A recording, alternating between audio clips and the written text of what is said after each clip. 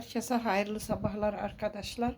Bugünleri çiçek açmış sardunyalarıma bir kür uygulamak istiyorum. O kürü de sizinle çekip paylaşmak istiyorum arkadaşlar. Burada bir 5 litrelik bidonda suyum var. Burada da bir yumurta sarısıyla beraber böyle çaldım, hazırladım.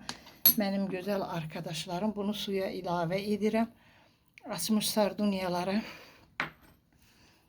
sardunyalarıma uygulamaktan ötürü, çünkü çiçek açmış bu sardunyalar, bunlara mutlaka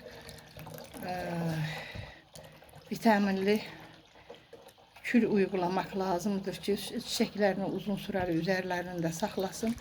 Sonra da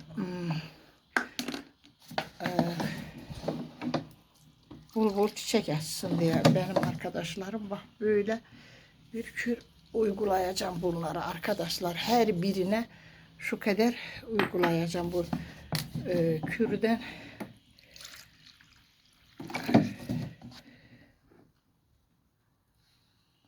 Bak burada da bir çiçek açmış.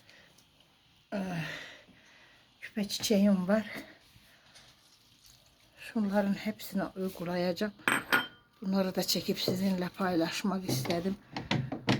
Bu vitaminli su bunların çiçeklerini üzerinde uzun süreli tutacak.